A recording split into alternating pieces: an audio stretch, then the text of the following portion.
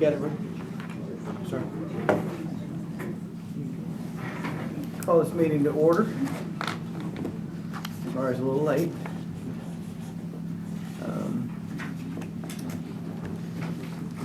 Anybody want to give the invocation? I'll give it today. Heavenly Father, we thank you so much for the chance to come together, Lord, and just do the people's business, Lord. I pray that you'll please get my own initiatives and will out of the way, Lord, and the same way with everyone at the table. And I pray that you'll please just answer to the people and do the will of them. In Jesus' name I pray, Lord. Amen. Amen. Okay, so I'll entertain a motion for approval of the agenda. Mr. Chairman, can we move the aid agreement between Sumner and Robertson County right after right above animal control? Yeah, I don't mind. Does anybody mind that? Without objection, let's just do that.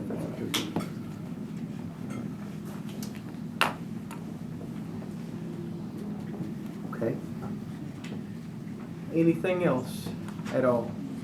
Motion to approve the agenda. Second. Real fast, before we do that, I have one quick thought. On this ad hoc discussion, I'd like to just kind of discuss that a little bit more detail on just like, whether or not what that looks like and what options we have, because I know that was the reason for the ad hoc possibility. Just whatever you guys want to talk about. I don't have any strict thing, just I want to keep it a little bit looser than just the ad hoc itself. Is that okay with everybody? I'm okay. I was going to have even the sheriff speak on it, but he's not here, but Captain McCoy could maybe speak on it for us if he needs. Okay? Okay, so without objection, everybody's already motioned and seconded. Everybody still good with that? All in favor, say aye. Aye. All opposed? Okay, so approval of the minutes? So moved. Second. All in favor, say aye. Aye. All opposed? All right. Recognition of the public. I like it. Okay, can I have Mike come up, please? Would you mind just state your name and address and what you're speaking on? I'm Mike Gorham. I live at 1116 Parks Chapel Road in Portland, but I'm speaking on behalf of the city of Millersville tonight.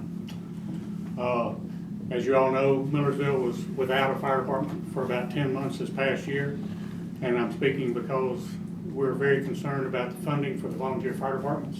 And the fire department, Station 51, responded to 165 calls in Millersville during the 10 months that we were without a fire department. They had 4 building fires, 2 chimney fires, 4 car fires, 1 grass fire, 33 wrecks, 70 medical calls that they responded to. And without the volunteer fire department that served our area while we were without one, Millersville would have been in a bad shape. So we want to encourage you to support them. I know they're asking for a small increase in their budget and their funding this year, and I just want to speak on behalf of them. They're vital to the people that live outside the cities and the county, and occasionally to even some of the people in the cities when something like what happened in Millersville happened this year. And I apologize, but we have a commission work session, so I need to leave unless you have some questions of me. So. Do y'all have any questions? It's public We're not comment. supposed to have public comment anyway, so thank you so much. Thank you. And I'm gonna give my seat up just because it seems a little ridiculous me sitting down over here. So if any of y'all that are female can use it. Here you go. There, sit there. Oh, Sit there. same here. Y'all take that. Okay, so this will keep y'all short because the Lord kept me short. Okay, so Brad Williams, please, would you come up? Brad Williams, 1916 Highway 31W. Of course, I'm here for the volunteer fire departments.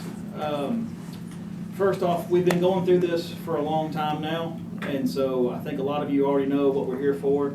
We're looking for this increase. Sumner County has always underfunded the volunteer fire departments. They've always wanted us to do it on our own, which I understand. Back in the 50s and 60s when most of these departments were started, or at least some entity of them, the county didn't have any kind of budget. Now with the budget that the county has, I think it's time to step up and take responsibility for the county that we serve. Because I know if the volunteer fire department didn't take up what we did years and years ago, the county would be doing it now. And we're saving you a ton of money and have for years. So I think at the time has just come to be here. So, see here, I have a note here, I want to remember.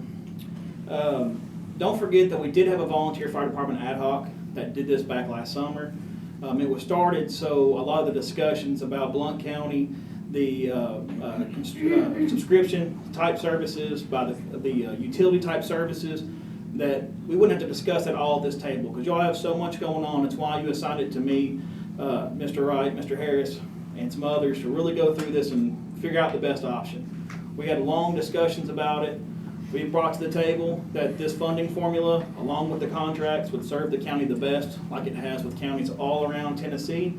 And I really think that you will find that that's the best route to go.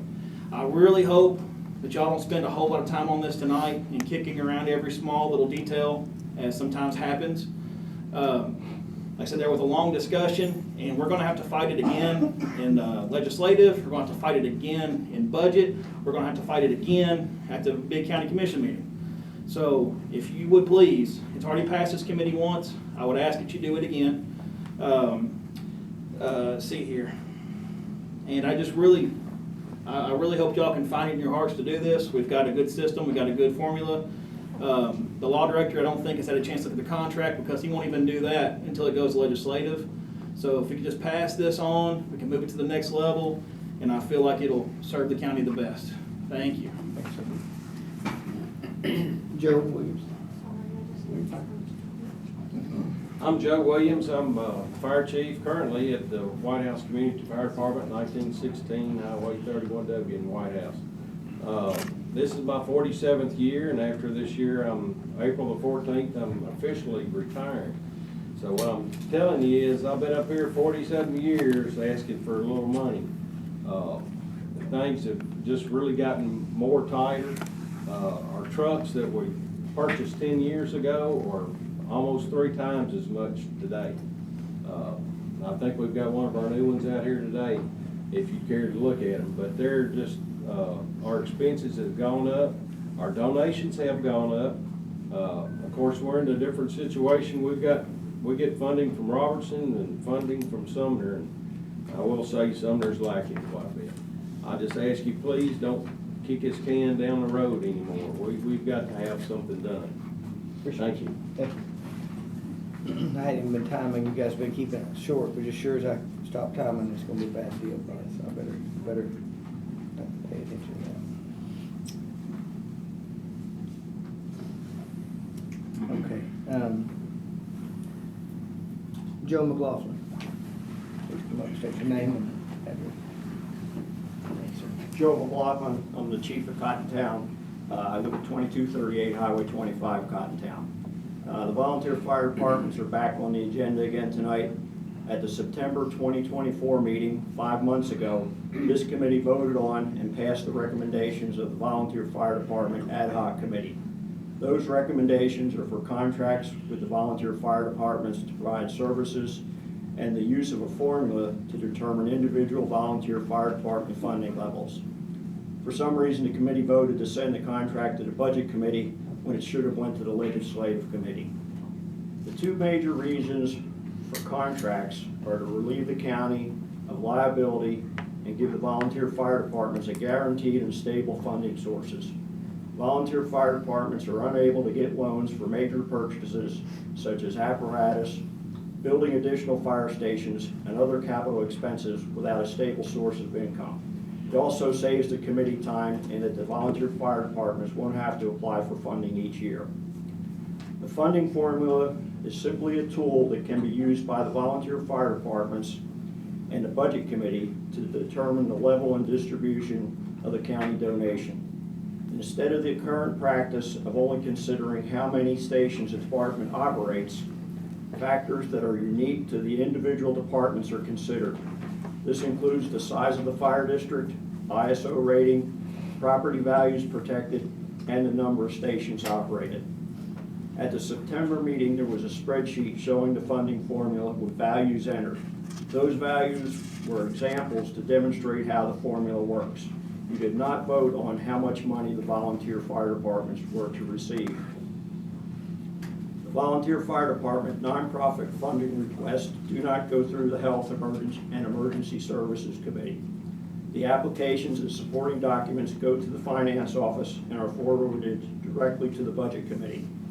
Those applications for the upcoming fiscal year have already been submitted and are on the way to the Budget Committee. Volunteer fire departments did use the formula to develop our funding request. Nothing has changed since the committee voted to approve the recommendations last September. Volunteer fire departments are the same. The calls for service are still increasing. I still get questions from residents asking why in the 21st century the county doesn't provide full-time fire service, and if their property tax increase will result in increased funding for the volunteer fire departments. In the attachments to the agenda are documents related to subscription and utility district fire services. When I saw them, I asked myself why they were there and who asked they be added to the agenda. These models were discussed in the ad hoc committee. The volunteer fire departments have researched them and had extensive discussions. A utility district fire service such as Blount County has to be set up by the county commission. When we contacted Blount County to ask questions, the first comment from their fire chief was, "Don't do it. It's a terrible system." As far as we can determine, Sumner County is the only such fire service in the state. Karnes Fire Department is the example used for a subscription fire service. They are not a volunteer fire department. They have 24/7 staffing. Some of their service areas cover small municipalities. The municipalities pay the subscription fees for their residents. This wouldn't be the case in Sumner unless the county agreed to pay the subscription fee for residents in the unincorporated areas. Other problems with the subscription service are the logistics and time to get it set up. Volunteer fire departments don't have the time, staff, and resources to set up and administer a subscription service. How do you keep up with new construction? We would literally have to visit every piece of property in our fire district to get it set up or hire an outside company to administer the program. There are several schools, including the largest school complex, Liberty Creek, and other county property in unincorporated areas that would be subject to the subscription fee. How do you force non-subscribers to pay bills? Subscription would be placing an additional financial burden on citizens in the unincorporated areas of the county, most of whom just saw their property taxes go up. Charging for services isn't in the volunteer fire service DNA. Volunteer fire departments have saved the county millions of dollars over the years. Contracts and a funding formula will help the volunteer fire departments improve services and continue to save the county money.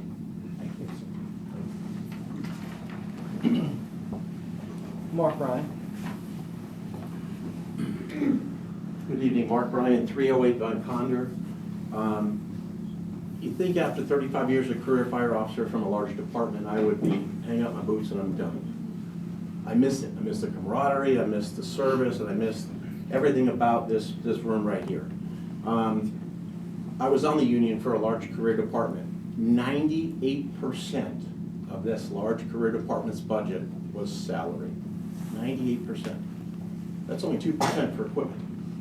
So you're getting the best bang for your buck with the volunteer system. I hope that you understand that the men and women that volunteer do it out of the love for their community. You've got 18-year-olds and you've got 80-year-olds. You're not going to find that demographic in a lot of other jobs anywhere in the country, never mind the world. The volunteer departments do it because they love the job, they love the camaraderie, and they love to save people's lives and property. I just hope that you can find it to give them the funding that they're needed so that they can buy the turnouts, the equipment, the diesel fuel, all the things that come on a daily basis. You're getting a 98% free service from volunteers. I hope that sinks in. It's a lot of savings. Thank you very much. Thank you very much. I forgot to hit the timer, so I appreciate you keeping it short. I was gonna give my time to Joe anyways. I can't read this one. Is it Davey? Or Doug? Doug. Okay, sorry. Oh, that would be me. Doug Lee, it's 231 Bowling Branch Road, Cottontown, Tennessee. And I am the chaplain of the White House Community Volunteer Fire Department. And like each of you, I have sat in the chair to vote on spending and tax increases, but for Robertson County. I was a commissioner back long ago when I had hair. At that time, we had a full-time fire department in Robertson County. I had to vote to raise taxes to increase their subsidy. It was very unsatisfactory. Now, they are making donations to the volunteer fire departments, and it's a much better system, much better countywide response from one station in Springfield to about 6 stations around the county. And the cost, can you imagine what it costs to hire a fireman, send them to school, to send them through all of the training? That's what you're facing as opposed to the volunteer. Now, I was a volunteer on the ambulance service in Sumner County, and we had a very small budget. But the paid, what is the paid now, about $8 million? Well, back when I was on it in '77, it was $100,000. So, you know, when you start paying salaries, benefits, insurance, that's your choice. So I implore you to be generous with the fire department so that we can have adequate equipment. We don't have to worry about whether or not we've got money for diesel, because I don't know if any of you bought fuel lately, but it's a tad more expensive than it used to be.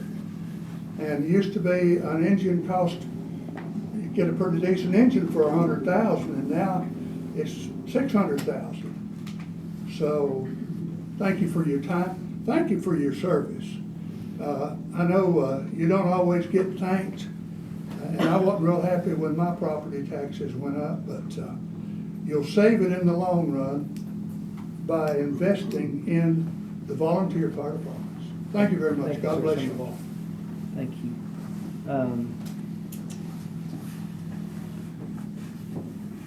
Steve Frost, please. State your name and your address. I'm Steve Frost with the Shackle Island Volunteer Fire Department, 313 Gallatin Road in Hendersonville. I just wanted to tell you folks that we're very thankful for Sumner County. Y'all been very good to us. We have a very, very nice building because of the county commission, and it's helped us a lot over the years. Joe said 47 years, so I've been helping him for 45 years. He did 2 years by himself, I guess. But we just really appreciate y'all, and hope you can look at this and maybe up our funding a little bit. The same thing everybody's saying. I know volunteers, because this is what I do, they love doing emergency services. It's just in their blood. They love it. They love serving. It's my father never understood why somebody would be a volunteer firefighter. And I said, well, Daddy, you play golf. These folks love emergencies. It's the same thing. It's just different. So I do appreciate you, and I appreciate your time very much. Thank you. Wayne Graham. Yeah. I'm Wayne Drown. I live at 1120 North Corinth Road. I'm here to represent Oak Grove Fire Department. We cover 62 square miles of the county. And we're recipient of a new building that's being built right now, and we really appreciate that. The county's getting that done for us. And it's going to be it's a big asset trying to get all of our equipment inside, where we've had to store equipment outside, which we've been discussed before. But anyway, tell you thanks for that. The ground's been broke. They're moving dirt, so we're thrilled. on that. The funding, it still needs to be increased. We need to get a stable funding that we know from year to year, we're not gonna get cut, which is what the contract does.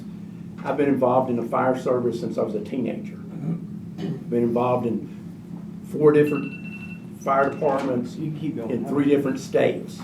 And I've watched the funding over the years, and the method for the funding has drastically changed in the last 50 years.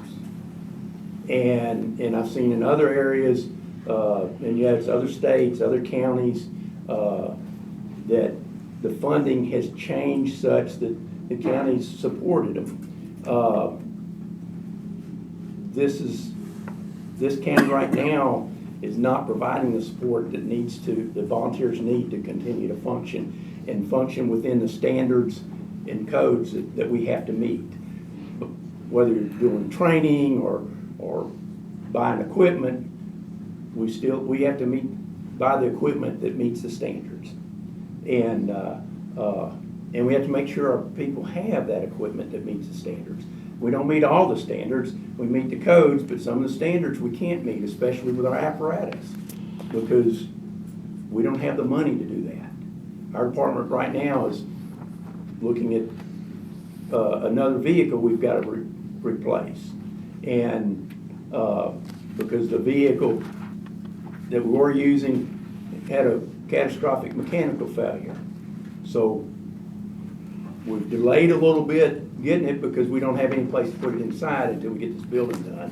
But now we're looking for it because we can't wait till the building's here. We're gonna have to get the vehicle because we're not going to buy a new vehicle. And we've got to look now of what we can afford and try to get the best value between now and that time.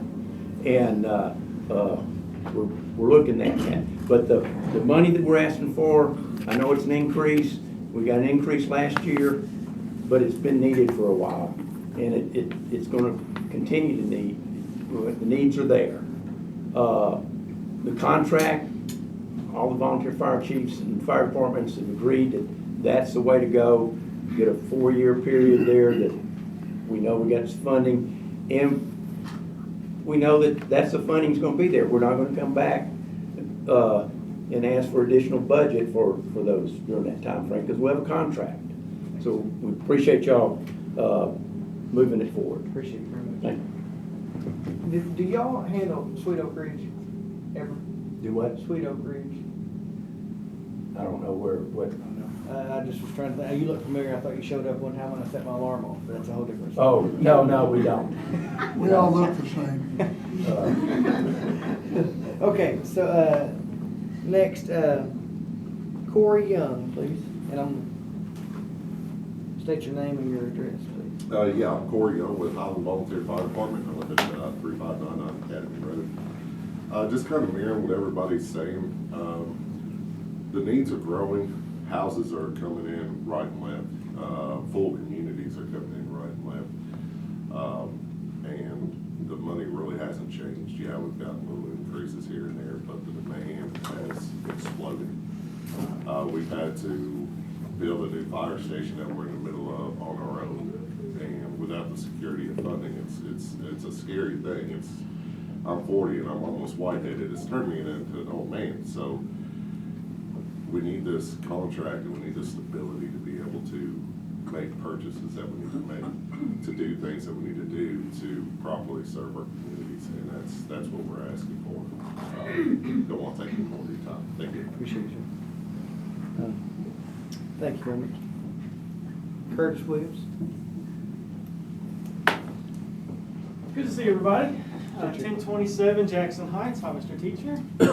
In 2001, the civil defense budget for Sumner County was almost $400,000. Until last year, the same budget was $450,000. In almost 24 years, the budget had went down and then just came back up to the same funding amount that it was over 20 years ago. I don't think anybody in this room could think that's not crazy. You can see how much your budget went up the last 20 years. And the fire departments have not had an increase, although their population has more than tripled in that time. Back in 2011, is when we started this whole process, we actually got somebody on the Health Emergency Services Committee where they could actually do a report every month. We had that going for 13 years. That just got canceled out last year. Once again, 15 years ago, we had somebody who would come out and help determine the way that a fire started, the origin of a fire. 15 years ago, we had somebody from the EMS that would do a first responder class for the fire departments every year so that they would be medically trained. A lot of these things that y'all used to do no longer happen. Last year, they decided that they wanted y'all to research how to fund the fire departments to the best way of your ability. There was 5 different ways of doing it. 3 of the 5 had liability. All of you said, we do not want liability for the county for fire departments. We're not in the fire department business. The only other way of doing that is a fire tax. We've also said we do not want to increase the taxes. So literally the last logical option that you have is to do a nonprofit donation, which is the same way as if you were to give $40,000 to Ashley's Place. That doesn't mean you have liability for Ashley's Place. Same way as a nonprofit donation to a fire department. They are still their own independent agency. You do not have any culpability or liability for it. That's also with the contract that actually says you are not liable, that you have no, y'all don't have anything in the game. So anything that happens, you're out of it. It's a 5-year contract, so there were some commissioners that said, well, hey, what's going to stop you from coming next year and asking for even more money? You have a 5-year contract, locks it in, it's done with. You don't have to see my face for 5 years. I know that would make a lot of you very happy. It would make me just as happy, I promise you. If you have any other questions during the committee, of course, we have the answers. We've done this for a long time now. Please give us the ability to answer any questions you have. Thank you. Appreciate that. Kathy Arlen, please.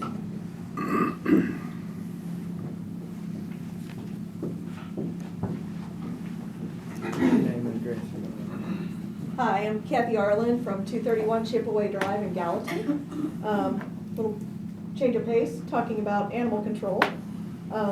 So I just want to thank everybody again for hearing from the public on this topic. The last few months have seen what appears to be a good faith effort on the part of the Sheriff's Department to get more animals adopted. We've seen good posts on Facebook highlighting available animals, and we truly believe that the Sheriff's Department is trying to best align their operations with the recommendations of Team Shelter USA.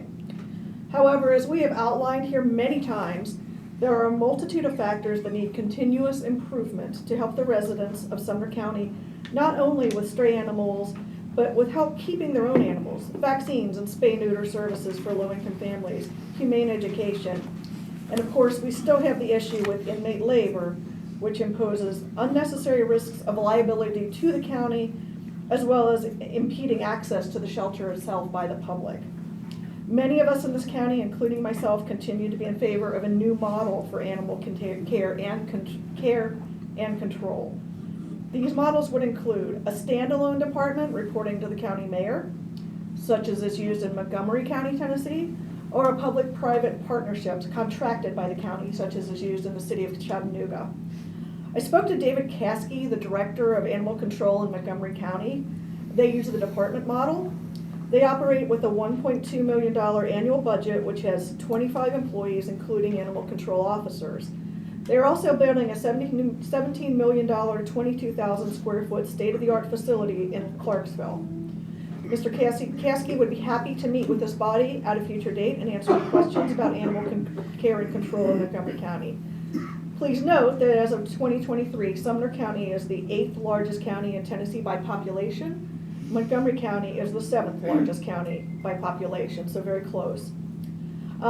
One of my concerns is making sure that a plan and structure is in place for any turnover to a different model. And this is where we feel an ad hoc committee could make a contribution potentially. I fully support a new model of sheltering that can take Sumner County into the future with a strong and effective animal care focused leadership that lets law enforcement be law enforcement and animal care be animal care. Thank you. Thank you, ma'am. Can I have Ian Durham?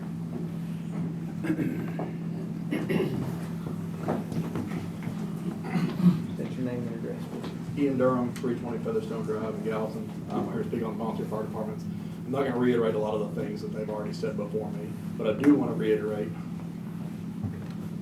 how stagnant the funding in this county has been versus how much the cost of all of our equipment has increased in that time frame. Even just for the past 5 years, going through COVID, everything has tripled and quadrupled in price, and our funding has stayed the same.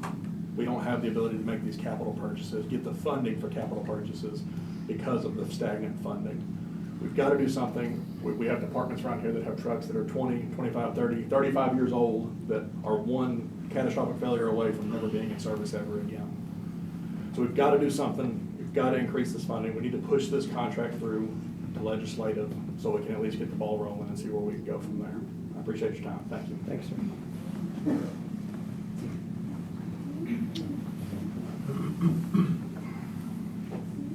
Bethany Van Meter, please. How are you? I'm great. Good. I'm Bethany Van Meter, 1753 Highway 25, and I'd love to talk about my experience with animal control. Just a little bit about me. Well, as soon as I got my driver's license, I started in my hometown volunteering at the Pound. That was an escape for me. It was just some things in my life. It was kind of my therapy to love on animals. Ever since then, I have fallen in love with them. My husband and I have rescued animals for over 20 years. And obviously, since we've had kids, they've joined in on the fun as well. Also, a big part of our lives is volunteering at the National Rescue Mission. That's often in lieu of going to jail. And I've led worship there, done food services there for many, many years. I think back in August, my family and I decided we were just really going to pour into Sumner County Animal Control. And it has been nothing short of one of the greatest blessings. I will share with you that we go in wherever we'd like to go. We get to not only love on the animals, we get to love on the trustees as well. And I think it's probably one of the most beautiful experiences to watch my children love on the humans and love on the animals. And what a cool way to allow the public to have a really awesome public relationship with law enforcement. And I have worked with many, many, many rescues over my life. And I can honestly say, and I may cry a little bit, I've never seen people love animals more, love humans more, and they've brought in children that their kids will read to the animals. Very fond of that. I'm an author about our dog. I share our dog all over the country, honestly. And so it's really special that I get to see the women that are there. It brings out a softness in them. It brings out responsibility that they haven't had to address at some point. I see how quickly they are to talk to them and say there's something, this cat needs this dog needs that. They're taking responsibility. And it's just a really, really beautiful thing to watch. And I don't know that I could say that about a lot of rescues that I've worked with. Doesn't mean they're all like that, but this has been, when it was brought to my attention, I was kind of startled because we're there weekly. We love on the animals. We take them out. My kids are often with the cats, and but I just wanted to share with you all a very beautiful experience that I've had weekly for months, and we've worked together with things in the past just because of our dog, but just a very, very beautiful thing. Honestly, I hope that a lot of counties adopt that policy to. They've talked about having high school students help with marketing. And just that's how community works, We help animals, animals help us. We help, with law enforcement helps us. And it's just a really cool way to have this, the way community works. We all help each other. So I just wanted to share my really, really only positive experience that I've had with Sumner County Animal Control and and that I hope that it's modeled after in other places throughout the country. So, yeah, thank you. Thank you very much. Can we have, I'm so sorry. I can't read it. Charlotte Allmill. Is that right? Allmill? Sorry. I think I said that. I'm sorry. Couldn't read the writing. That happens. Well, I didn't have my glasses on either. That's Okay. I'm Shannon Allmiller. I live at 143 Ruland Circle, Hendersonville, Tennessee, 37075. Just very quickly on the Animal Control Ad Hoc Committee, I think that the best thing to do would be to really come up with the costs associated with outsourcing it, because when it comes down to the budget, the sheriff's already said that he's going to submit a budget with and without animal control, and so there needs to be something to compare it to if you guys are going to approve something to outsource it. For the volunteer fire department, I just have to say we are so blessed to have so many people come here to beg for money, for equipment to keep them safe while they help us in the county. That doesn't happen everywhere. We are so lucky to have that. This county only determines, or this committee only determines if there's a need and not the specifics. You guys have already determined that there is a need, so I encourage you to make that decision again and then move it to the right committee this time. The range of choices that the county commission has is to do absolutely nothing, fund nothing, ignore that there's a need, and then 100% full-time fire and rescue services staff throughout the county. The 100% full-time is going to be very expensive with the geographical distance that we have in our county, and doing nothing is also really not an option, also because of the distances between the cities. If I get in a car accident, which can happen right outside of Hendersonville, I would really like to have some quick services. The volunteer fire departments offer a solution that's in the middle of this all or nothing approach, and they just need to be able to pay for their own insurance. They just need to be able to pay for equipment. You guys have been paying for the equipment, but you do it after the fact, and they have to come in and beg every year. And I mean, logically, it just makes sense that they're not able to secure funding. Maybe they could actually pay for some of their own stuff if there were these other options in place. They offer the services that fill in the gaps for the emergency management services and the EMS, like ambulance services. I do understand the concern about city versus county, and so I would recommend considering some kind of funding to not offer training, but to compensate for training, and then that can be used for even the city fire departments, which isn't going to add much cost for them if they're already hosting a training for their own city, so then it can help minimize some of their costs internally for that. And then as far as the liability of the county, the Government Tort Liability Act would protect against, I mean, I would encourage you guys to even try to find a case where any county has been held liable in a situation. I just feel like that is a scapegoat answer, and the only thing that you might need to worry about is workers' compensation, so just make sure anything that contract would say that there's no employment here, so then there's no workers' compensation, and then they also have their own insurance. That's what part of it's being covered.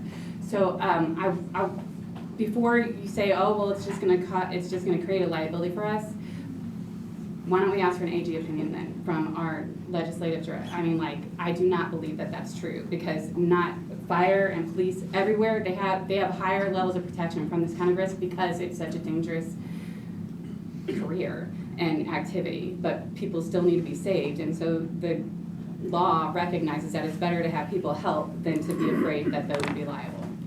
And thank you. I hope that you'll pass it. Thank you, ma'am. Can I have Donna DeSoto, please?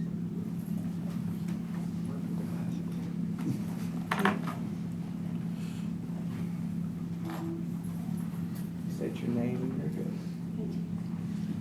Hi, I'm Donna DeSopo. I live at 101 Chambliss Court in Hendersonville. I'm really impressed by all of you in this room because I hear a common theme. I hear truth, data, facts, and love. And truth / data, facts, and love equals healing. sometimes what happens with the community, out of our passion and love, we can sound a bit frustrated because the wheels turn really slow in government. But what I really want to say also, because my heart and my passion is with the animals and this whole animal control ad hoc committee, which I want to say I'm so incredibly blessed to have been a part of. Because if I can have a hand in making things better, then I feel like I've had a purpose and I've done something good. And there's something good is out of love of this community, and that we have to aim for great. We really do. We have to aim for great. And what I'm going to propose here too is that I'm going to say, Kathy, I want to say truthfully, she has been an exceptional resource. You know, we came all together to do certain things to create best practices. My only regret is I wish I had known certain things sooner, because then you can catch things sooner and you have reachable moments. But the end of this particular line are animals, because if it's not done right, again, the end point is sadly death. And families want to adopt. It should be a very beautiful, welcoming experience. And sometimes we get caught in our little bubbles and we don't get outside to see what is everybody else doing, what are the best practices. And what I'm really thrilled about is I've engaged with some incredible people in this journey of digging for information, because I will not come to you without evidence and data and facts to say, here's a problem and we have to have a solution. I want to give a shout out because I've talked to people who are doing best practices, and they've been doing it for well over a decade. A shout out actually to Andrea Johnson. She's a director over at Williamson County. If you want to see what exceptional looks like, take a visit and go there. And the welcomingness of them and sitting with me for gathering information to try to implement best practices is they're beautiful people. People who love animals are such beautiful people because they give and they share and they have a love of animals. Not to say that we don't, we just have to make sure that the models are right and that the right people that are educated, there's a skill set to this, that are doing it and doing it right. And looking at the funding of other places, we're woefully underfunded. That seems to be a pervasive theme as well. But when I went there, it was just amazingly beautiful. And they advertised what their promise is, which is a brand. And Sumner County is a brand. And people get welcomed here by a brand. And when you look at other places too, you see what they're doing. And they are implementing best practices.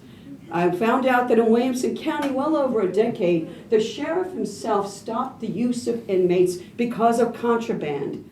There are a lot of other negatives too, and it's, again, a deterrent to best practices. Anything that's a barrier to a best practice has to be lifted. Murray and Cheatham, all the same. They ended that practice a long time ago. They are standalone departments in accordance to state law. They have an animal control director / animal shelter person who has their team underneath them, and they report to the county commissioners and the mayor. And they have a very close relationship with them and the community. It is truly amazing the investment that they have, because again, if you have animals on the street, this is a public health and safety that's been really on the low on the radar for so long. And the fact that this governing body has listened to a long-standing animal rights people that have been saying, hey, we must do better. There's things that have to get done. I commend you all, because we're moving this needle to start looking into third party and the standalone departments that you're going to see in adjoining counties. And they, like Michael Gregory, another shout out to him too, they are willing to come here to assist and help us. And that's what we should do too, because again, adjoining communities, and that's what makes things really beautiful, are here to help. We are here to help. We want this to be the best county and a beacon for others to follow. And we have to get to that state. Thank you so much.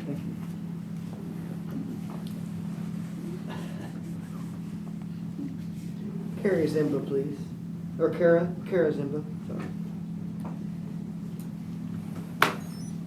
I'm Kara Zimba. I live at 6324 Martin West Drive. I'm currently living in Millington, it's out towards Memphis, but I have grown up in Sumner County my whole life. A little bit about me. November 6, 2021 was the last day that I set foot in Sumner County Jail as an inmate. A couple weeks later, I was told by the judge that he didn't know why I wanted to go to rehab because it wasn't like I'd ever stay sober. And then a couple weeks later, I got to go to Sumner County Animal Control and work there for five or 6 months. And that completely changed my whole outlook on life. I learned compassion, I learned responsibility, I learned dedication, and I took everything serious after that. At first, I just wanted to pass the time away, but being there and being treated like a human being, because behind those walls in that jail, I wasn't. I was treated like a number. I was treated like a last name. That's all they knew me by. When I went into Sumner County Animal Control, they called me by my first name. They got to know me. They spoke truth into me. They treated me like a person. And, you know, when I moved away, they kept in contact with me. I left Sumner County as soon as I got out of jail because I wanted to change my life and better my life. I started working at a restaurant. I worked there for about a year. I worked my way up to management. I never missed a single day. I never called out because with the animal control, we didn't miss any days. We got up early in the morning and we stayed till the late afternoon. They taught me how to be responsible. I now work at an animal hospital in Bartlett, and I think that animal control, they paved that way for me. You know, my kids are here with me today. I went 5 years without seeing my kids. 5 years. Before that, it was 5 more years. I never had stability. Every time I come up here to see my kids, they go to Sumner County Animal Control, and I let them know the people that helped their mama get better. Thank you.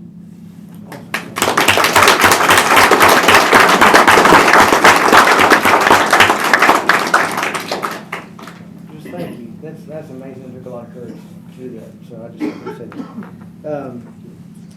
Okay, with that, if that's all, I'm gonna close public comment, and we'll move on to the next weekend. Thank you so much. Move on to Chairman, yes. I apologize for having to leave, but I have another meeting. God bless you all, and thank you very much. Sir, of course.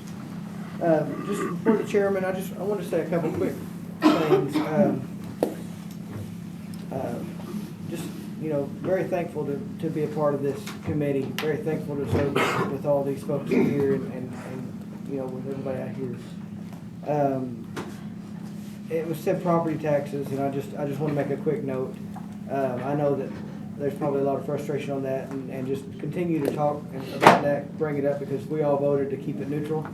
I think unanimously, pretty much, and my property taxes went up, so I don't understand all that. So it's not for this committee. I just want you to know that. Mine went down. Oh, but Tim's went down. Mine So, went up.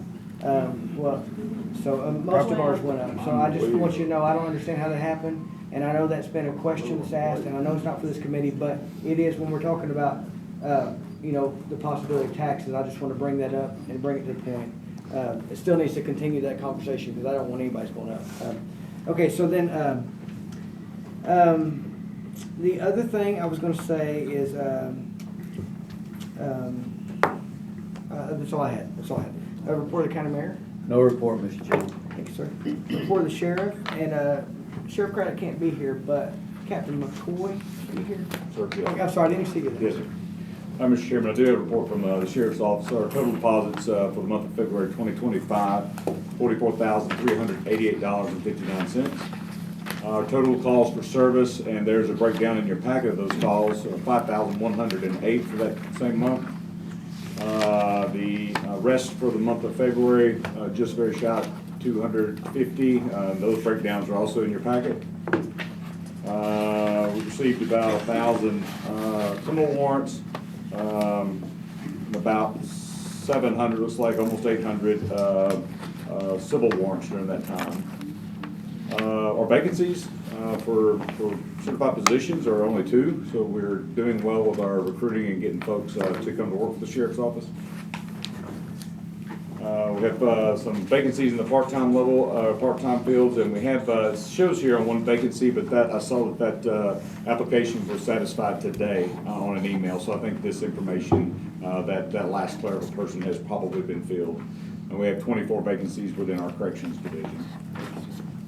So I can move to the, any questions about that, John? Lady? Anybody have any questions? I've got one. Go ahead. In previous reports, the sheriff's department was running about 50 positions at any given month vacant. Was that mostly in correctional, or is that dispersed between the two? Looks like you've caught up somewhere. It would have been both. The certified side of the house are the certified officers, and then the corrections folks, with a sprinkling of clerical folks in there as well. We did just onboard 13 people that are certified, so those numbers have come down pretty drastically just since our test that we had in January, the civil service test that we conducted. Good to hear. All right. Yes, sir. Thank you, sir. Any other questions? He's got more to go, right? Okay. I believe you, yeah. I have the animal services report as well. Is that what you want to hear? Yeah. Okay. Looks like our total intakes for cats for the month of February were 25. Total intake for dogs was 49. Of those animals, outtakes there were 26 cats went out, 58 dogs and 1 goat. We adopted 52 animals in that month. We rescued 4. That means transferred that life to a rescue that would be better suited for finding a forever home. And we had 15 returns to owners. So we totally saved 71 animals in the short month of February.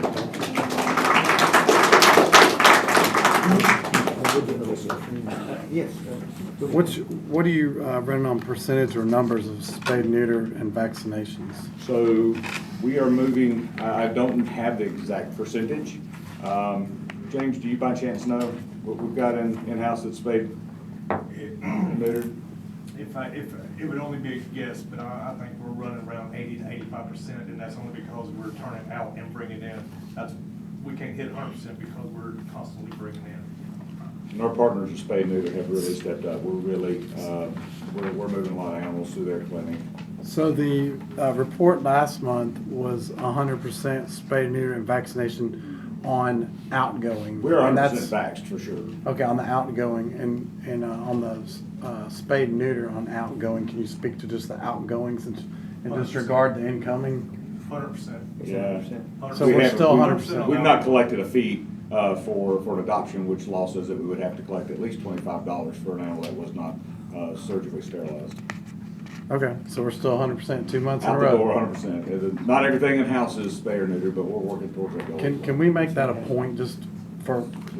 That's the highlights that Absolutely. we like to hear on this. Well, thing. we don't want to keep it a lot of the back there for citizens 6 like to hear. months just So. because it's not. But we're moving animals I understand. through this spay and neuter alliance, and they've really our partnership is strong again. Nice. I appreciate that. Thank you. Does anyone else have a question for Captain? We might have, would you mind sticking around, because there might be a question that comes up in ad hoc, Sure. if we could maybe vote to suspend the rules when we need to, if we need to, if it even comes up. Thank you, sir, so much. Okay, report of the EMA. Yes, sir, Mr. Chairman. For the sake of the committee, all these firefighters, no report unless you've got questions, and I'll answer any questions you have. Just while he's up here, thank you, sir, so much, but do y'all have any questions about that Homeland Security grant? No. It's in new business. I just want to make sure that you didn't have any questions while you're up there. Sure. So, good. Okay, good. Thank you, sir. Okay, report EMS. Yes, Mr. Chairman, standard report, I'll be brief, got a lot going on here. The highlight on financials had over $1 million in revenue this month. Everything else is pretty much standard across the board. Thank you, sir. So much. I have a question. What is your billing, your ARs and your billing, like for when you send out for? The AR report should be in your packet, ma'am. Do you know the number? I do not have it off the top of my head. 83 days. 83 days? Is that everything else? Anybody else got a question? Thank you so much, sir. Okay, report to ECC. The calls were handed out to you if you have any questions. Pretty self-explanatory. Good deal. Okay, and then we're moving on to, because we just made that little altered,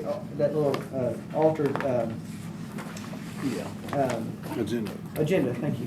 I just want to make sure that everybody knows to follow along. We're going to move the Sumner County, Robertson County aid agreement up to there, and I'll entertain a motion for discussion. Motion. Okay, second, motion second. All in favor say aye. Aye. Okay. Anybody want to get in the queue?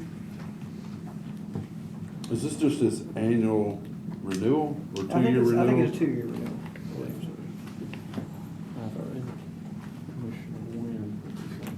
Mr. Chairman? Yes. You guys, if you don't, without objection, I'm just going to suspend the rules and let Commissioner Wynn, because it's a lot of his district, if that's okay, to let him speak. Yes, sir. Yeah. So I appreciate you guys taking time to discuss this. So if you recall back, it was in 2023, we renewed our mutual aid agreement with Robertson County, made it automatic. So within that agreement, we went ahead and made some adjustments. One was a renewal, not a renewal period, but we wanted to make sure and do a checkpoint to make sure that the agreement's operating as it should. So it was just a health check, if you will. At the 2-year mark, we're now at that 2-year mark. That's one reason why I asked Mr. Chairman that we put on the agenda for you guys to look at. This is something that's really near and dear to my heart. It's one thing that coming in 2022 was top of mind for me, was just that EMS service and coverage for the White House area.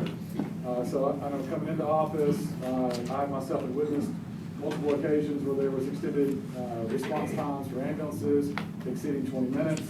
When I emailed the chairman, there's another example that was posted out on social media. There's 2 examples of just folks expressing concern about extended call times for the area, for White House specifically in Sumner County, which is around the 18-minute mark on one of those, and it sounds like the person didn't make it. So it's a great concern. And then since sending that email, had some conversations in White House High School. Actually had 2 instances in September that were exceeding 20 minutes as well. So guys, I'm just saying, it appears that we have an issue. The things we put in place, I think, are very workable and doable for 50 counties, but we've got to do the things that we can do to make sure that the checks, that these are operating as intended. When it comes to public safety, I don't think anybody wants to take that lightly. So I just ask this committee that as we review this, that we please look at this and let's do the right thing to get these response times within the allotted average or whatever it is. I believe that time is 8 minutes would be the average. So you can see how far out of bounds we are. And it's becoming more and more prevalent as the populations are growing. So White House is a big growing community. We've got 1 ambulance in Robertson County that services out, and that's out of area. There's all sorts of issues. So we experience those delayed response times because we're getting the next ambulance out of Springfield or Greenbrier.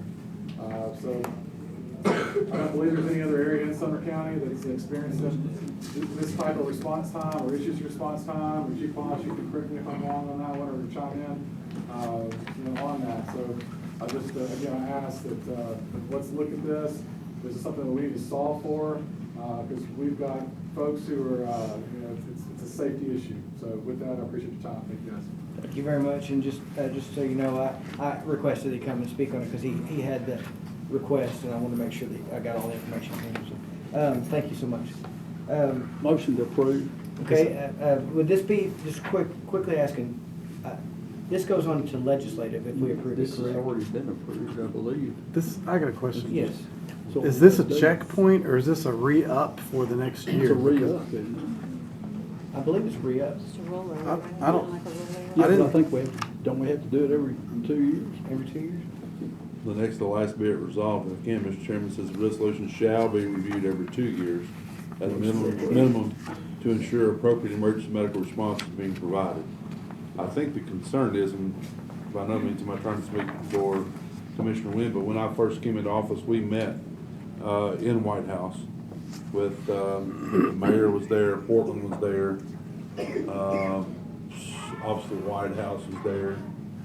Trying to get a resolution of this area because we knew it was gonna be a problem. Trying to be like opposite of government work, being proactive, You but got part of that area too, don't you, over in your area? no, I'm on the other side of the county. I thought you had a little bit of that top Portland. No, like, we like Portland, but I'm on the other side. But we just, we saw this gonna be a problem. And we was trying to get ahead of it, but it seems that the growth, is probably outrunning us. Which that probably comes as no surprise. But regardless of the fact, the concerns is obviously where's the medics coming from? If you have more than one incident in that area, where is it coming from? As bad as I hate to say this, my suggestion would be probably this needs to go back and be reviewed by the agencies that reviewed it at the time of its inception 2 years ago. I know that's going to almost make a ad hoc committee out of this committee, and then that committee will have to come back with recommendations to this committee of what to do with it. Okay, any other? I'm not forming that into a motion, I'm just talking, I guess, to be like a better word. I would like to second Commissioner Harris's motion to move it forward for now, and then if those agencies want to relook at that in the meantime and bring up something better, would that be something that would be okay? We just go ahead and pass this tonight so it's doesn't lapse, because we're at the minimum 2-year mark. And then if somebody wants to look at it and bring something better with amendments later, then they can. That was my only question, because I didn't ask it before. I want to make sure, so we send it to legislative, not straight to the commission, correct? Well, yes, you would send it to legislative, but they're gonna be leaning on this committee as to what changes need to be made to. It's the problem. Sure. I can draft it however you want, as long as it stays within the legal bounds, but I don't know what expectations this committee's gonna have, or second guess, as Commissioner Wynn brought up, as far as the time lags and stuff, so. I mean, I feel like it needs to continue moving. I don't want to have time lapse, but I'm just curious about that. I think that's his point, my point. We need to go ahead and approve it and let it go, and then study it further later. And Mr. Chairman, we need desperately parallel. to look at adding another unit in that area up there. That community up there is growing such that we're gonna have to do something other than relying on Robertson County to come in and do our workforce. Yeah. So, just to be clear, if this goes to legislative from here, it's as it was before, so somebody will need to figure out what changes need to be made between the two before it goes to commission. It's like two separate things. You can do that, I just know that input from here is gonna be valuable. Yeah.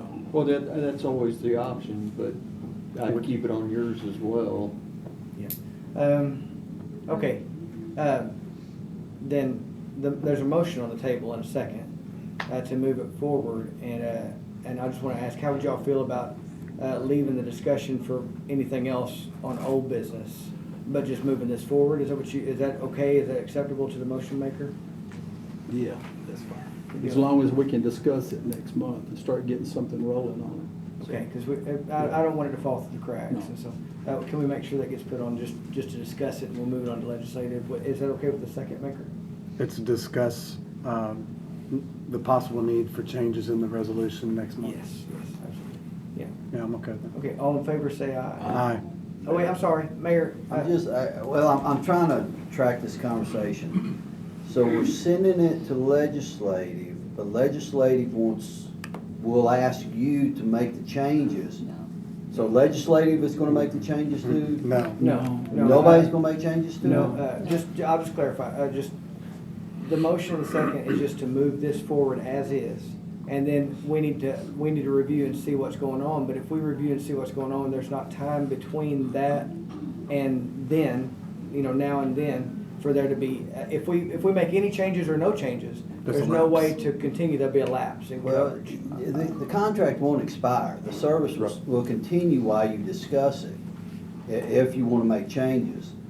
So But it it would says be my shall be suggestion reviewed. that you review the contract, and if you wanna make changes, you send a revised contract to legislative for their review. I think my intention was to approve this contract and for us to look at the possibility of adding another unit in the White House area. That's my intention. That's how I understood it. And is that not how? That's how I So understood we're gonna it. keep this contract in place. That if there's no amendments when legislative deals with it, it goes as is. And just to be clear, it does say that it shall, that every reviewed, just like Commissioner Rogers said, reviewed every 2 years at a minimum to ensure appropriate emergency medical response is being provided. So I just don't want there to be some kind of a legal reason, and that's why it needs to go to legislative for that reason. We still have to render aid. I mean, we can't just stop just because this. No. So, we've already had a motion, a second, we've already voted on it, all in favor said aye, so I mean, nobody was opposed, right?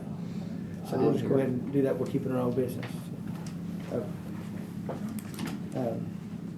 Okay, so, Well, on the, to be clear, the old business, to keep it on there, is gonna change a little bit. yes, Right, absolutely, okay. it'll be just about the discussion of that emergency services to that and the need for that area. Okay, So we're back under old business A. yes, sir. We're actually under old business A on discussion, recreate animal control ad hoc. And on this one, I got some names. I did get some names for that and I've written them down. And if I missed anyone by chance, because we got a bunch of emails and sometimes it's hard to make sure that there's nobody missed, because I did searches and looked and, you know, we get a bunch of emails about things and we should. That's exactly what should happen. But if I miss somebody, just speak up, let me know. It's not on purpose, just please. So, if we get to that point of reading the names. Okay, so I'll entertain a motion just to discuss animal control in general. That's what I just meant, just give a little leeway because the captain's here and I thought just in case we have any questions for him or about other options or what needs to happen. So go ahead. Mr. Chairman, You need to vote on I entertain a motion. motion to discuss. And I'll second it. All in favor, say aye. Aye. Aye. All opposed? Okay, we'll go ahead. So, Mr. Chairman, I've discussed this with Sheriff Craddock. I've discussed this with members of the ad hoc committee. We're faced with, I mean, I just want to rip the Band-Aid right off of this. We're faced with 3 choices here to keep it under the Sheriff's Department, which Sheriff Craddock has stated he doesn't care one way or the other. He'll keep it or he'll let it go.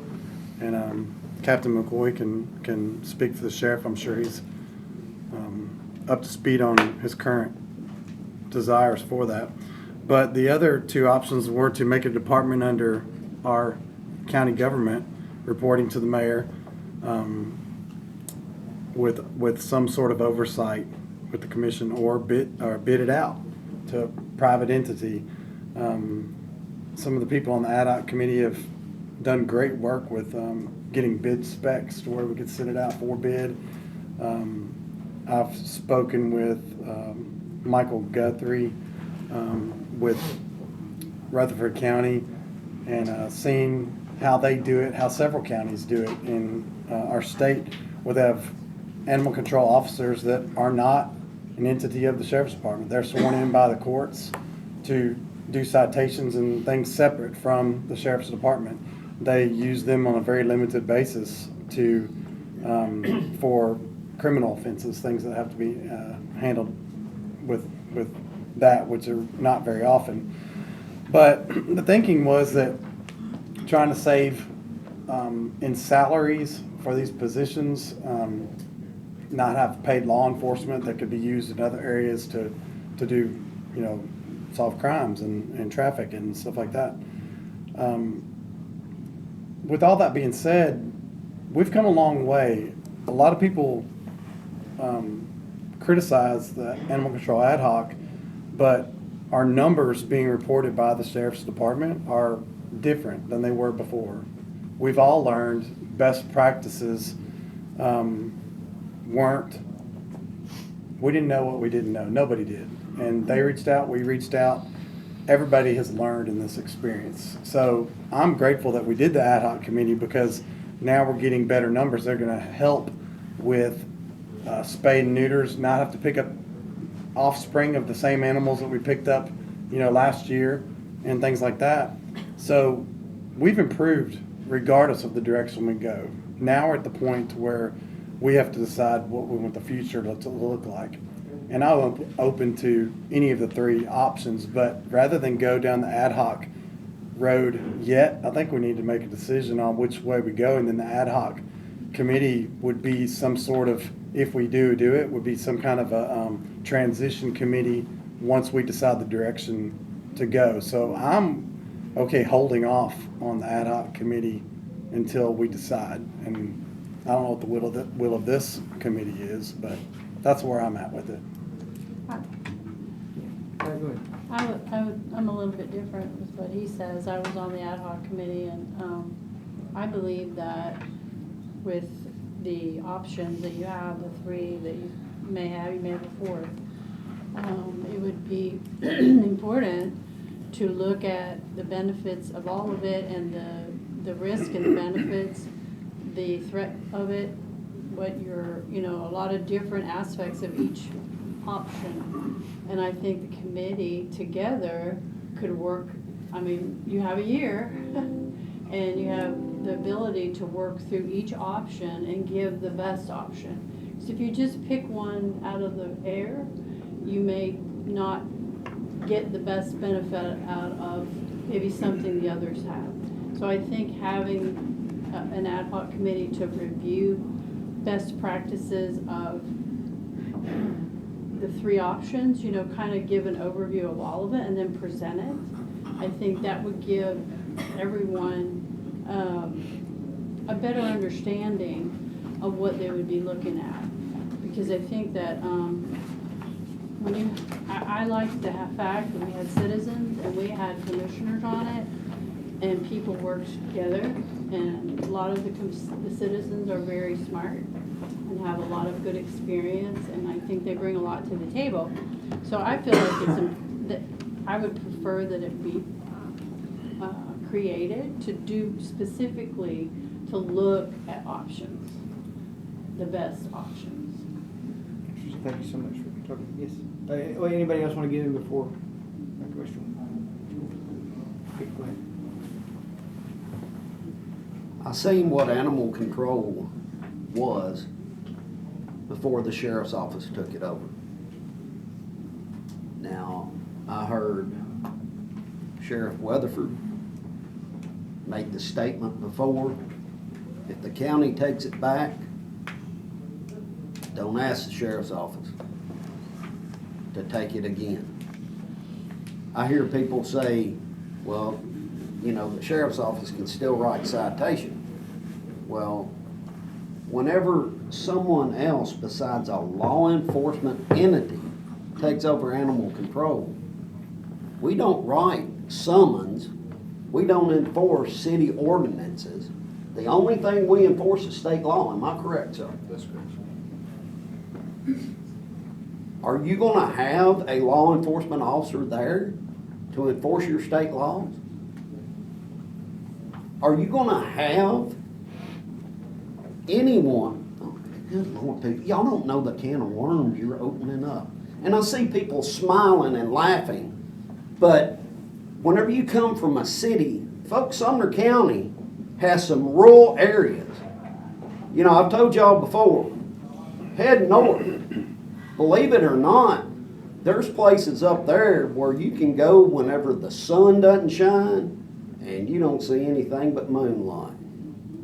There ain't a street light or anything else. Thank you, Lord. My backyard. Because I can walk across the road and see it. But if you have an animal cruelty case and you have 12 horses, who's going to take care of them?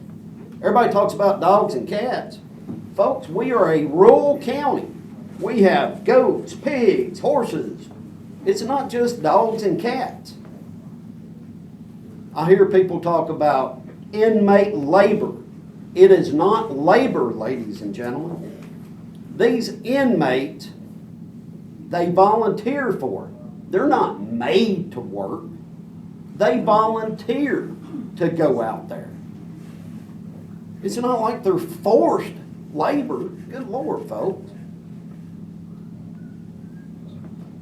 You do not understand or realize the can of worms that y'all are asking for. But if you want it, it's gonna be yours.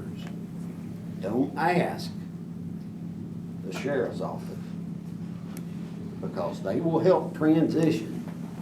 But we're not going to lose, I say we, the sheriff's office should not lose the funding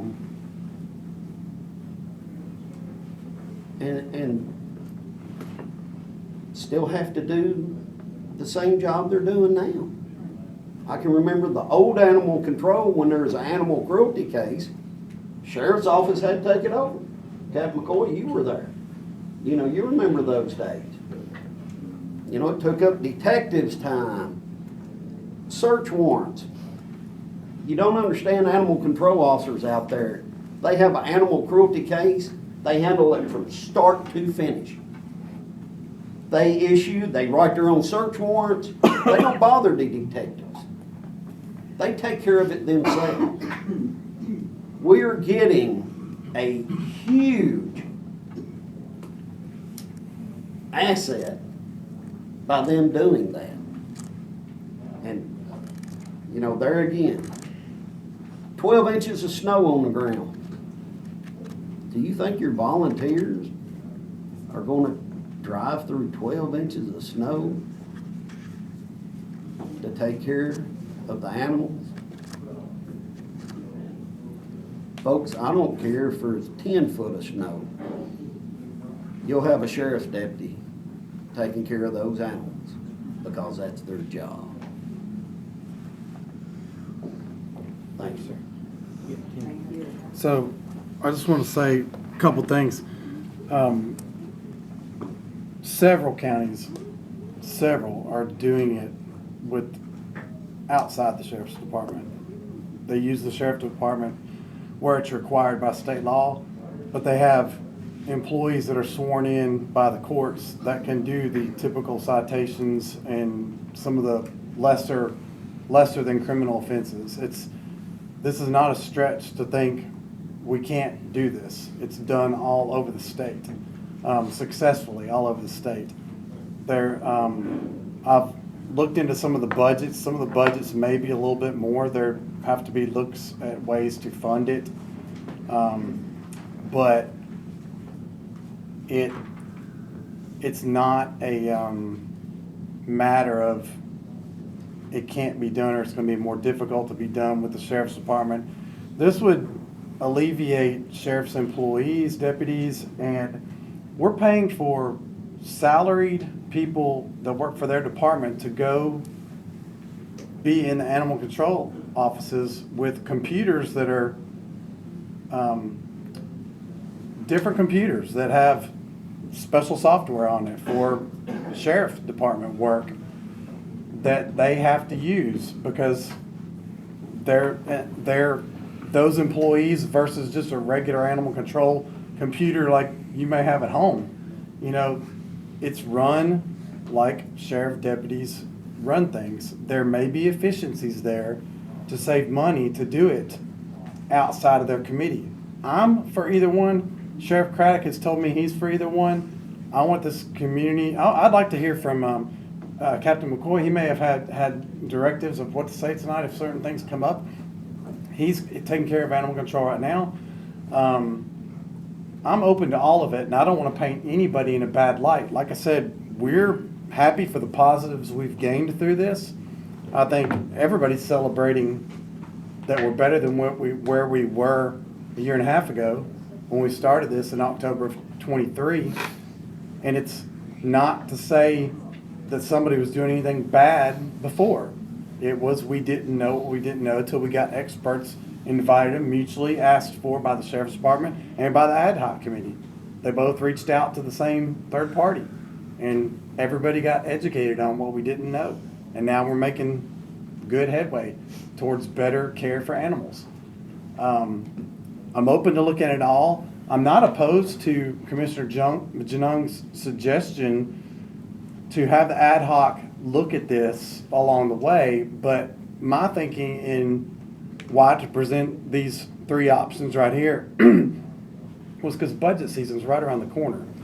We're faced with the inability to make any change if the sheriff brings a budget and it's voted on for keeping the ad hoc committee.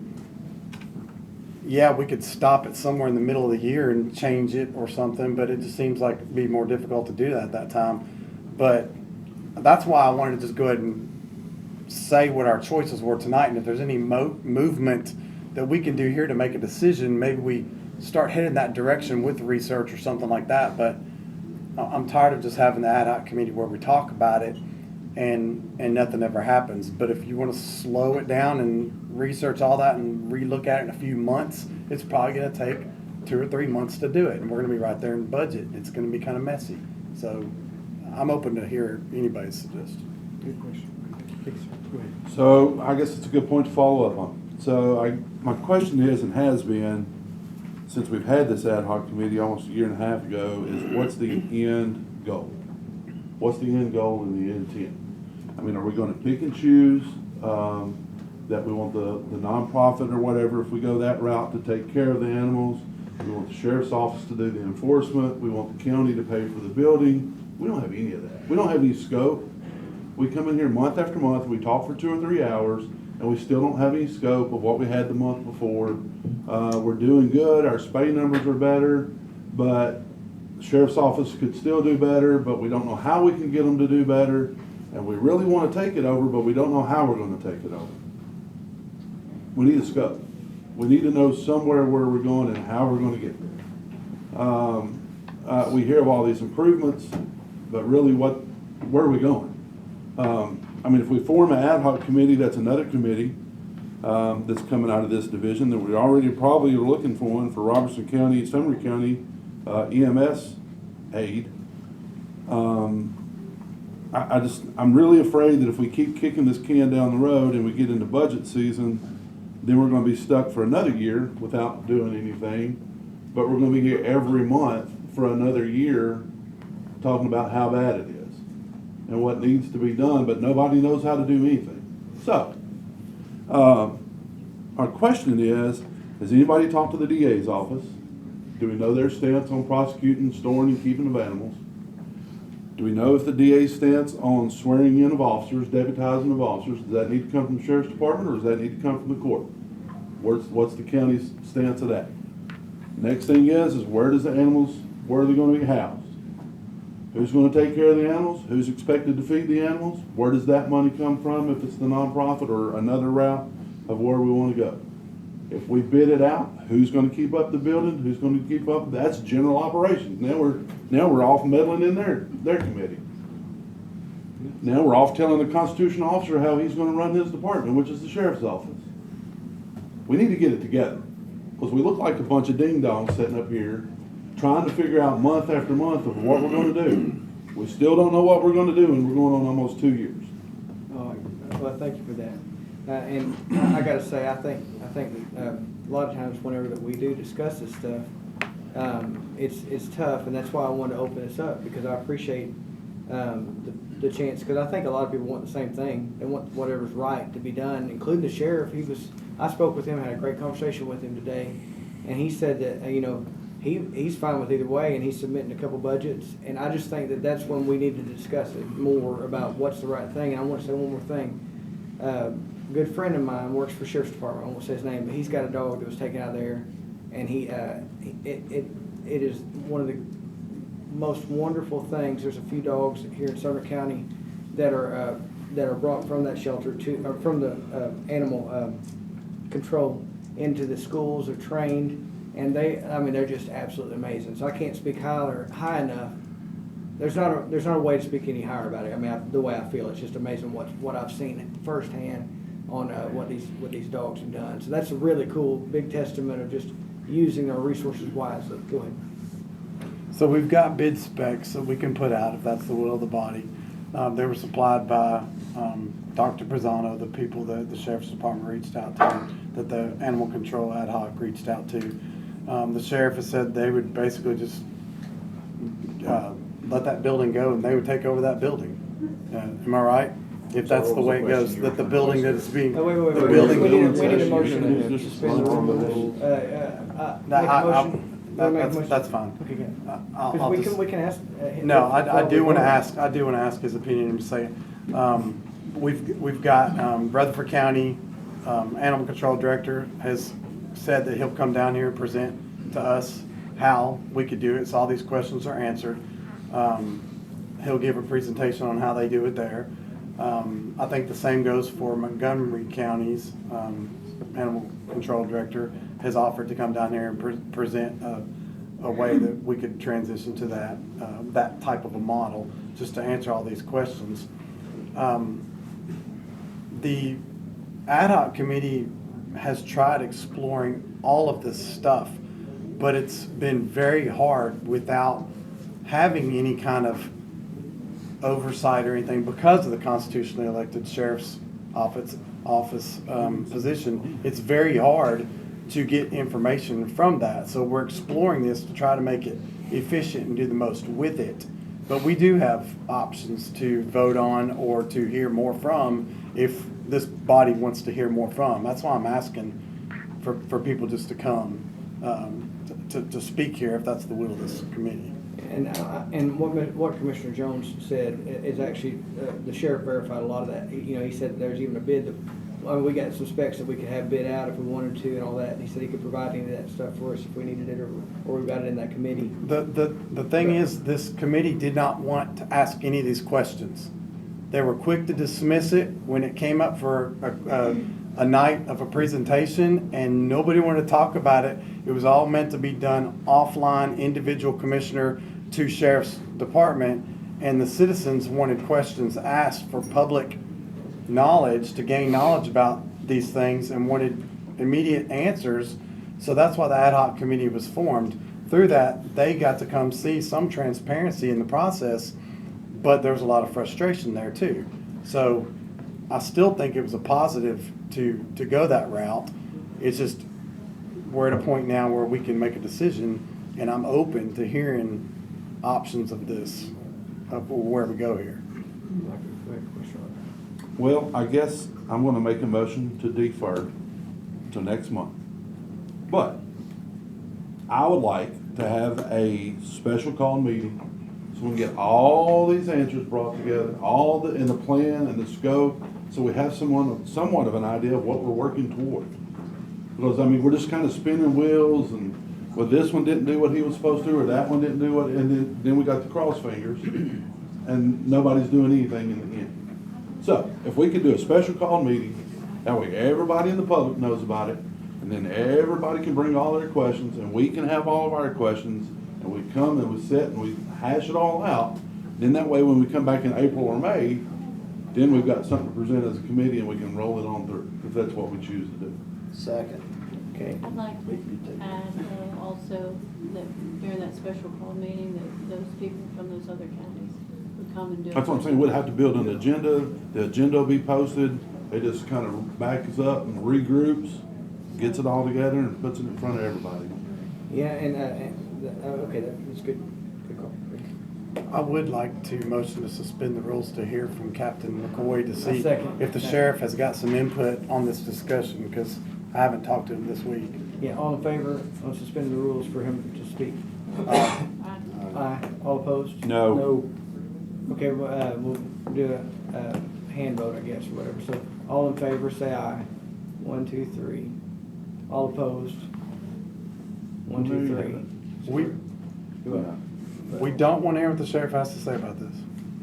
I mean, he's asking them to come next month to discuss all this at a special We call can't meeting. change the world between now and So, then anyway. I mean, I do know I spoke with Sheriff Craddock, and he said he's prepared to speak on it. So I mean, if we want to silence him tonight, then we can vote. We just don't have to vote him in. But I mean, Mr. Chairman, it's not a fact of silencing him, it's, we're having that discussion at a special call meeting just for that subject, so we can devote enough time to it to make a decision. Well, it didn't pass, so I mean, there's no, everybody voted correct. We had a few people that didn't vote, but did you not vote, Mr. Hyde? And you didn't vote, did you, Mayor? No, I don't have You're not a voter. You don't right? vote on this. No, I don't have a vote. You don't have a vote, so it just So you're fails. back to the main. Okay, so we're back to the main either way, so. Do you want to set a Sorry date? about that. No worries. I do what? Do you want to set a date? Yeah, Commissioner I'll Rogers? would you- I'll entertain a motion on a date, Can- if anybody's got one. Yeah, go ahead. Can we just, you said special call, can we just do it in this time slot in the commission chambers? Or you want to do it outside of this to not interfere with other meetings? I don't understand what your question is. At the same time of the month, the same time as the meeting, just do it in the chambers because it's gonna be a lot more people? Or do you want to do it outside where it's It has to be- not If it's conflicting with other special meeting, meetings? it's gonna be subject. No, just, I'm sorry, I'm butting in on everybody, but what he's saying, just to clarify, he's saying, what if we do this same Health and Emergency Services Committee meeting, same time, just a different bat channel? It's just in there in the, He's- in I think he's This concerned. and the full agenda. I think he's concerned about the full agenda. I understand what you're saying there. the, oh, I see. You mean the full agenda just being too long, is that what you're worried about? Well, we'll be here all night. We've already. Yeah. Yeah, okay, I understand that, Then, You're gonna need to make sure though that you can get, I would suggest that It's you hard. talk to the other people that are gonna come and see when Yep. they're available. Yeah. Give them 3 days, let them be. Yeah, so if Yeah, everybody it'll would- change anyway.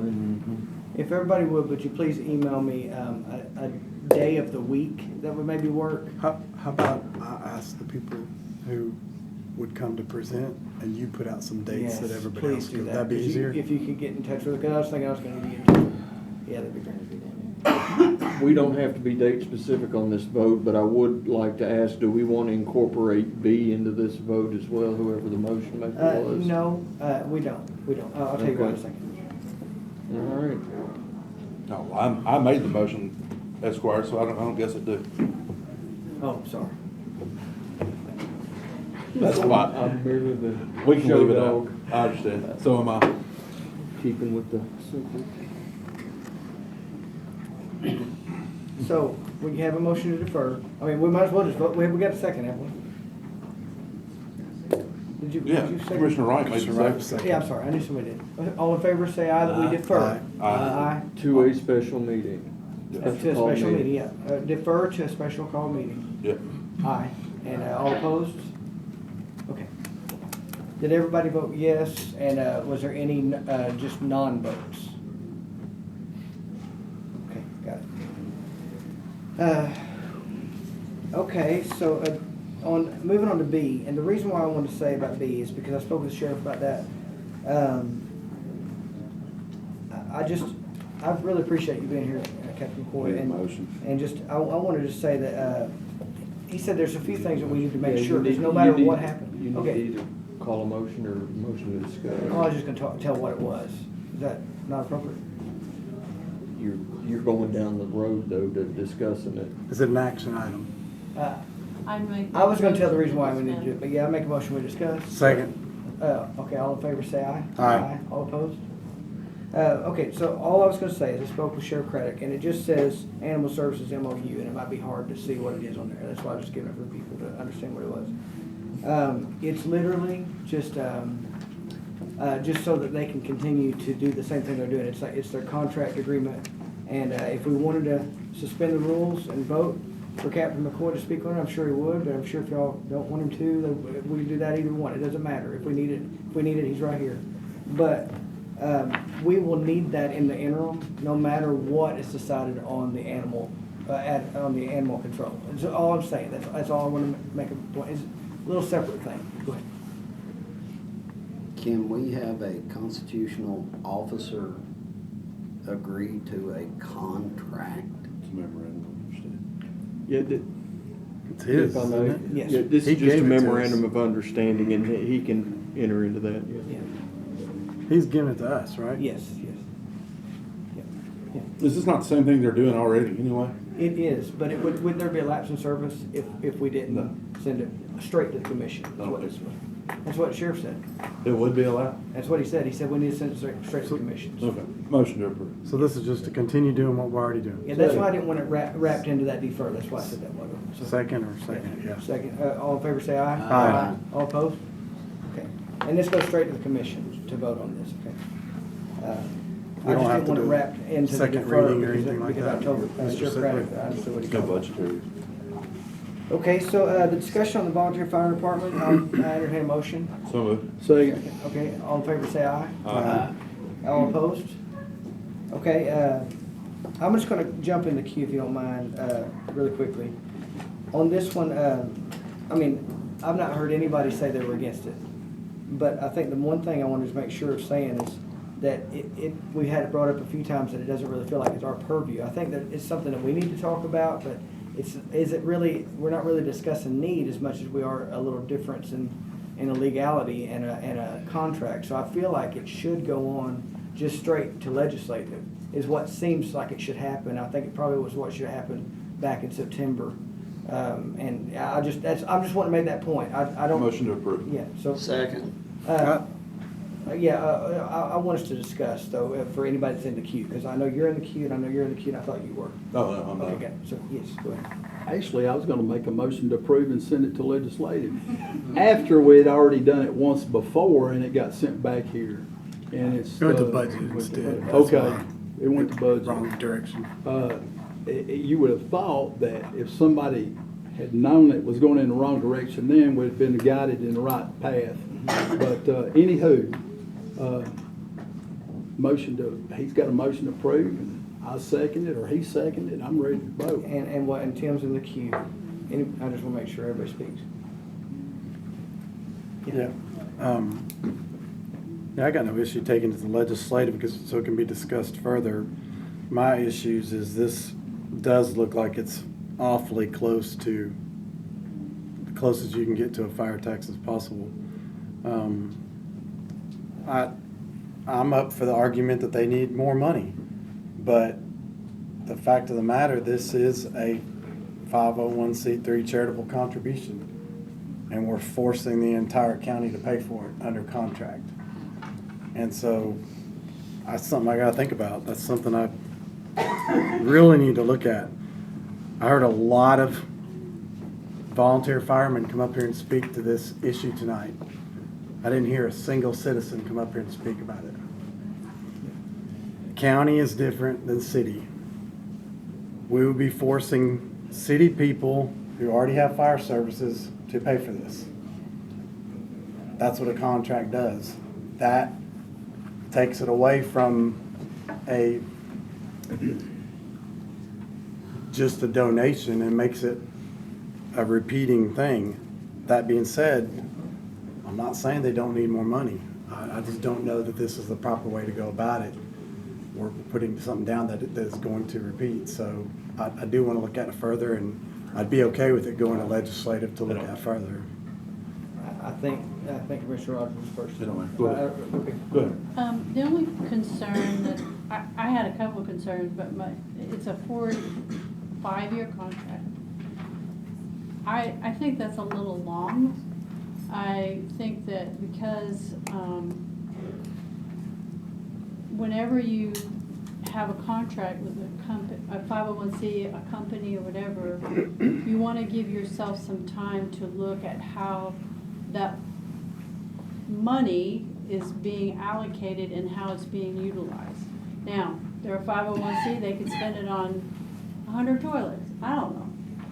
But my concern is a 5-year contract is a long time to be able to know where, as a citizen, where that money's going. So I would like to see the time frame, at least a compromise, maybe 2.5 years or 2 years, you know, just a little bit shorter, so that they would have to come back and kind of talk about what all they've done and prove to the commission what they've done. Because it's like me giving you $1 million, and in 5 years you don't come back for 5 years to tell me what you spent your $1 million on, and I may say, well, that's not what we had expected.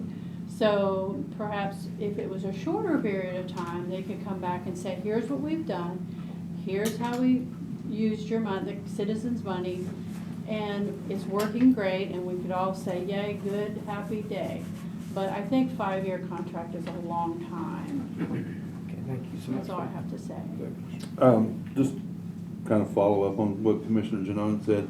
Some of these agencies have already contacted me and said they're gonna be putting the money back to buy apparatus and new trucks.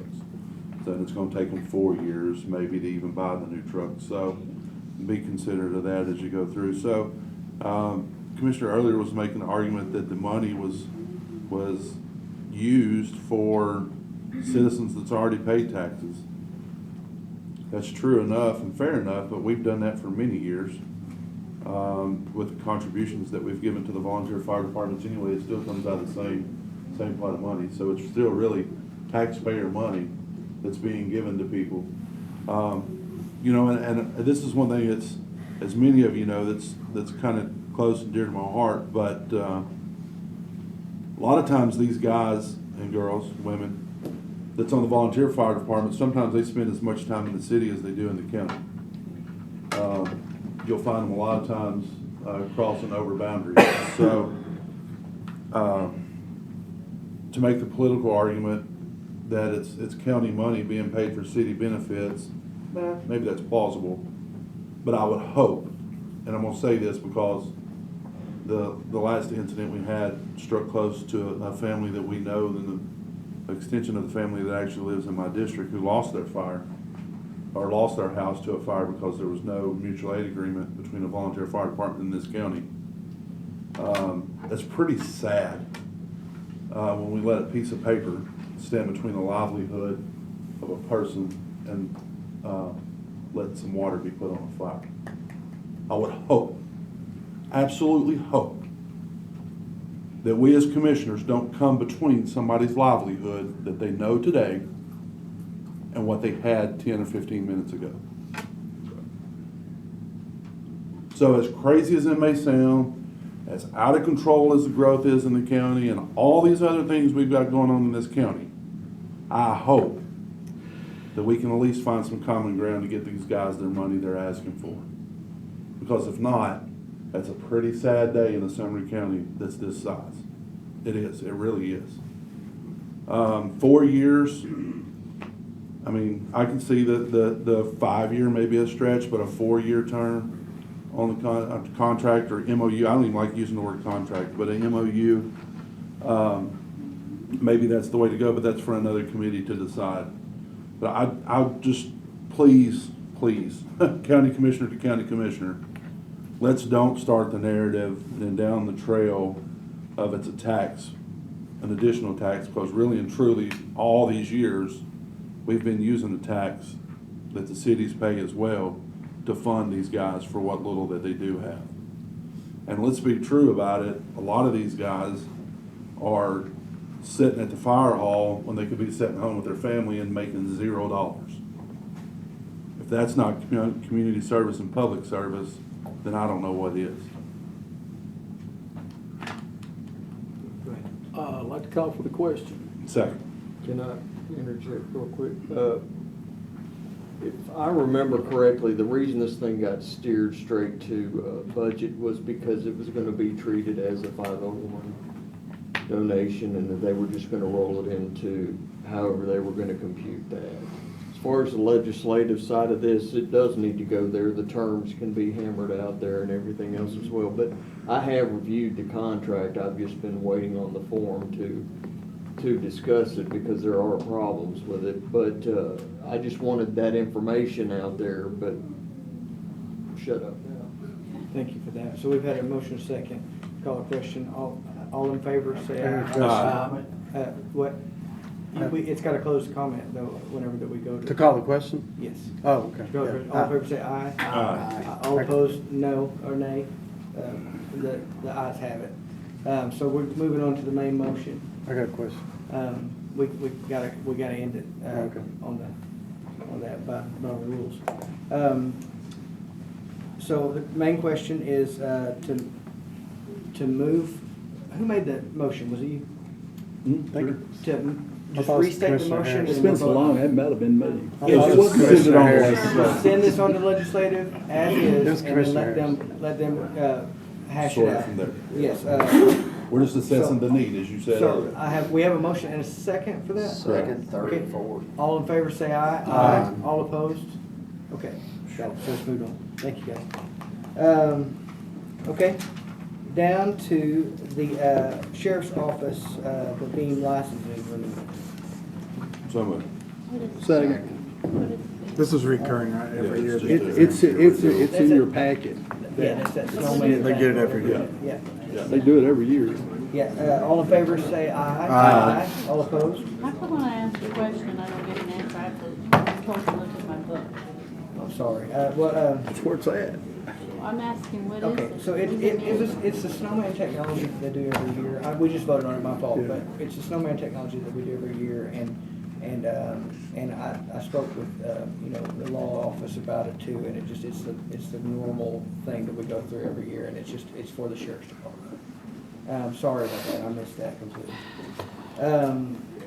Okay, so Homeland Security grant, I'll entertain a motion for that. So moved.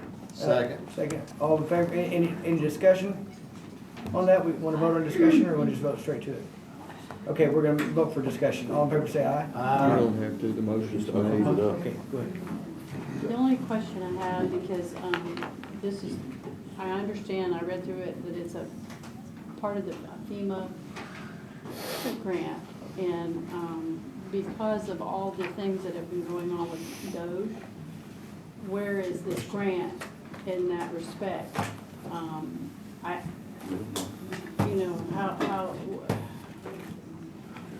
Great question.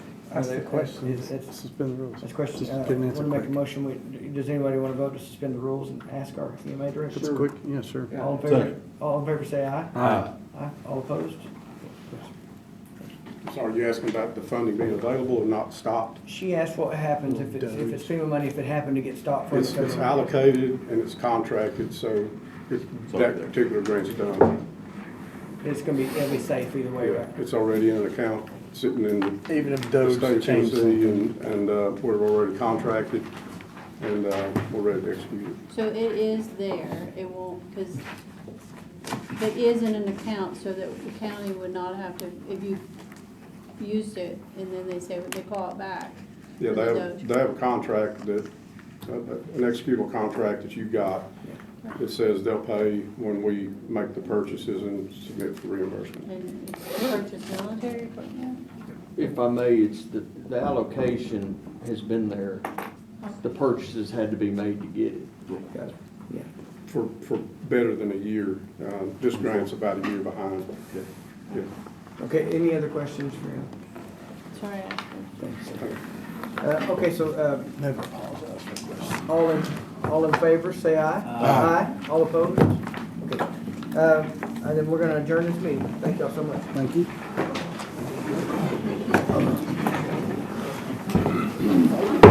Travis. Appreciate it. Oh, God, oh.